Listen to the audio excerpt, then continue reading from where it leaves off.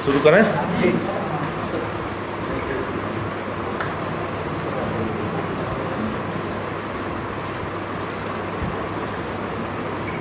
आज एक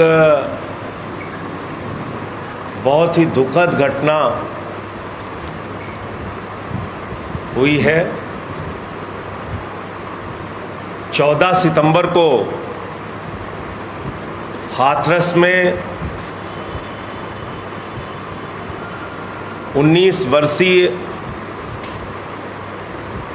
एक बच्ची के साथ गैंगरेप हुआ, सामूहिक बलात्कार की घटना। और सिर्फ बलात्कार ही नहीं, बलात्कार के बाद गले की हड्डी तोड़ दी गई, उसकी जीभ काट ली गई, मरणासन अवस्था में उसको छोड़ दिया गया। परिवार पुलिस के पास पहुंचा न्याय के लिए। पहले सिर्फ एक व्यक्ति के खिलाफ एफआईआर दर्ज हुई, एक अपराधी के खिलाफ एफआईआर दर्ज हुई।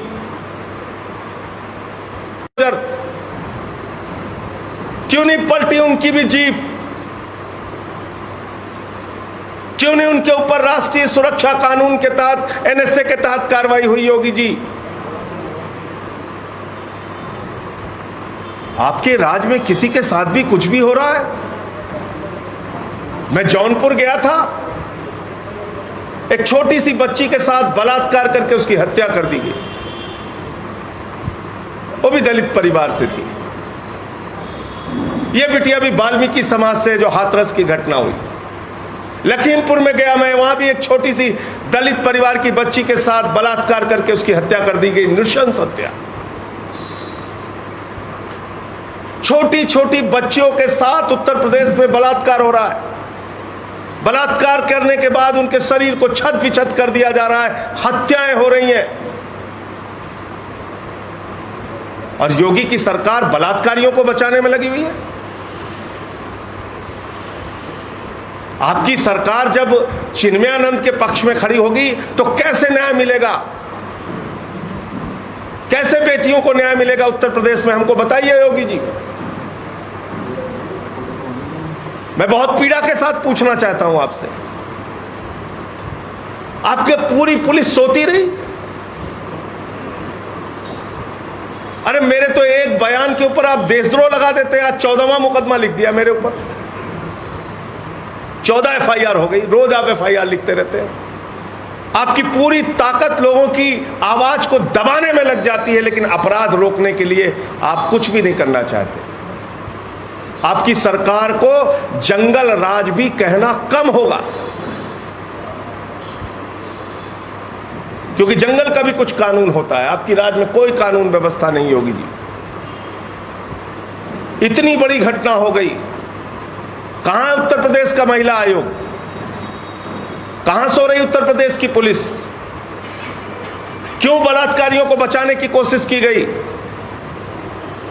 क्यों उन बलात्कारियों के खिलाफ कार्रवाई नहीं हुई? क्यों इस बिटिया को सही समय पर इलाज नहीं मिला? क्यों आप उसके मरने का इंतजार करते रहे और उसको दिल्ली भी भेजा तो एम्स में उसको बेड नहीं दिलवा पाए? इस पूरे मामले में एक और घटना हुई बीच में। वरिष्ठ पत्रकार हैं रोहिणी सिंह, उन्होंने कोई ट्वीट किया और उस ट्वीट के ऊपर इनका सूचना निदेशक है शिशिर सिंह, वो धमकी भरे शब्दों में लिखता है कि 105 गिरफ्तारियां हो चुकी हैं और इतनी एफआईआर लिखी जा चुकी है। आप सच बोलने वालों को धमकाते हैं? आपको शर्म नहीं आती? आपका पूरा तंत्र इस काम में लगा है कि बलात्कार की कोई घटना पे बोले तो उस पे एफआईआर कर दो, हत्या की कोई घटना पे बोले तो उस पे एफआईआर कर दो। आपका एसएसपी इंद्रकांत त्रिपाठी से रंगदारी मांगता है और उनकी हत्या करवा देता है। वो खुलेआम घूम रहा है उत्तर प्रदेश के अंदर, उस पर कार्रवाई नहीं कर पाते आप। बलात्कारियों पे कार्रवाई नहीं कर पाते, रोहिणी सिंह को धमकाओगे, संजय सिंह पे देशद्रोह लगाओगे कि 105 FIR हो गई है, सावधान रहना, बचे रहना। अरे तुम बच्चे हो, तुम्हें पता नहीं? मान लो उन्होंने आगरा लिख दिया था, तुम लिख देते हाँ ये घटना आगरा की नहीं हाथरस की है। पूरी घटना को ही तुमने कह दिया ये फेक न्यूज है, फलाना है, ढिमका है। तो मेरा सिर्फ इतना कहना है कि आज उत्तर प्रदेश के अंदर बेटियां सुरक्षित नहीं है।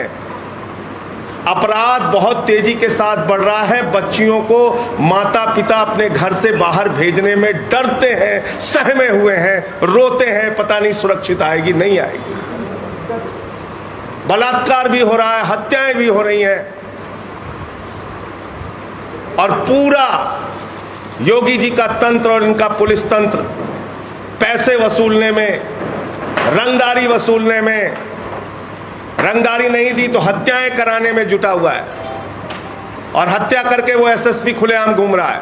अब तक उसके खिलाफ कोई कार्रवाई नहीं हुई, बल्कि उसकी एक चिट्ठी भी वायरल हो रही है कि उसको क्लीन चिट दिया जा रहा है। तो कुल मिलाकर ये जो घटना हुई है, इसने पूरे उत्तर प्रदेश की जनता को, पूरे देश के लोगों को हिलाकर रख दिया है। दरिंदगी, हैवानियत की पराकाष्ठा है ये। और ये एक घटना नहीं, अनेकों घटनाएं, वो चाहे जौनपुर का कांड हो, चाहे लखीमपुर का कांड हो, वो चाहे अभी मेरठ में एक निर्भया कांड हुआ, बस के अंदर बलात्कार की घटना, और ये चाहे हाथरस की घटना है। उत्तर प्रदेश में पडरौना के अंदर एक बच्ची छेड़खानी से तंग आकर अपने आप को आत्मदाह करके मर जाती है। आप उसकी पीड़ा की कल्पना कीजिए। यह हो रहा है योगी के राज में। और कार्रवाई किस पे होगी? जो इनके खिलाफ आवाज उठाएगा उस पर मुकदमे करेंगे। पत्रकार हो, कोई नेता हो, कोई पॉलिटिकल पार्टी का कार्यकर्ता हो। आज आम आदमी पार्टी के कार्यकर्ता दुराचारियों के पोस्टर बनवा रहे थे, उनको गिरफ्तार कर लिया, क्योंकि दुराचारियों के पोस्टर में भाजपा के नेता हैं, उनको उठाकर महानगर थाने में बंद कर दिया। अरे भाई, जब तुम्हारे नेताओं ने दुराचार किया है तो उनके फोटो लगेंगे नहीं लगेंगे? उनके पोस्टर लगेंगे कि नहीं लगेंगे? इस पूरे प्रकरण में फास्ट ट्रैक कोर्ट बनाकर इस मामले के अंदर जल्द से जल्द कार्रवाई पूरी करके 6 महीने में इन तमाम दुर्दांत अपराधियों को फांसी की सजा दी जाए। नंबर 1, परिवार डरा हुआ है। उससे यहां तक कहा गया है, मेरी बात हुई थी उनके चाचा से, कि तुम लोगों का हाल उन्नाव जैसा करेंगे, उनको सुरक्षा दी जाए। बहुत गरीब परिवार है, उनको मुआवजा दिया जाए, कम से कम 50 लाख रुपए का मुआवजा दिया जाए उसके परिवार को। और मैं कहना चाहता हूं, इस सरकार की तानाशाही, गुंडागर्दी और इस सरकार के राज में बढ़ते हुए अपराधीकरण के खिलाफ सबको बोलना पड़ेगा, आवाज उठानी पड़ेगी। इस बात की चिंता किए बगैर कि कितने मुकदमे होते हैं, इस बात की चिंता किए बगैर कि कितनी जांच होगी और कितनी जेल होगी और कितनी लाठी चलेगी। मैं आज बहन कुमारी मायावती जी का स्टेटमेंट देख रहा था।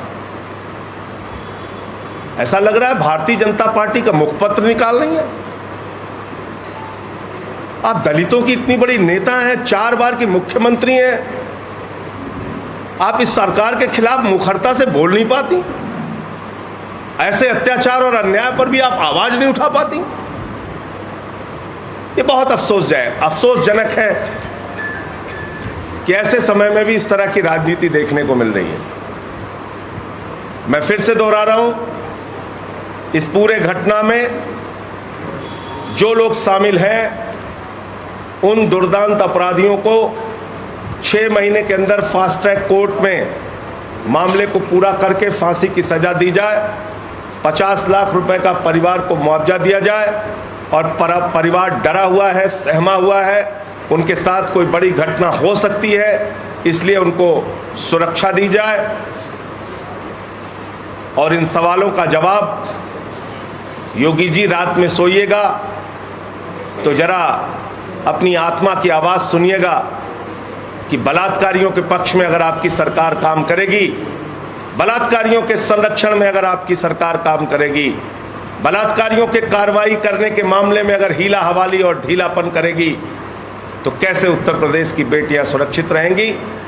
और ये एंटी रोमियो और दुराचारियों के पोस्टर लगाने का नाटक और नौटंकी आपकी सिर्फ एक ड्रामेबाजी साबित होगी, इसके अलावा कुछ नहीं। मुझे इतनी बात कहनी थी। एक सवाल जी ले लीजिए, उत्तर प्रदेश की योगी सरकार ने प्रदेश भर के इमामबाड़ों को पर्यटकों के लिए खोलने की परमिशन दे दी। इस बात को लेकर और ये कहा कि धार्मिक कार्यक्रम नहीं हो सकते।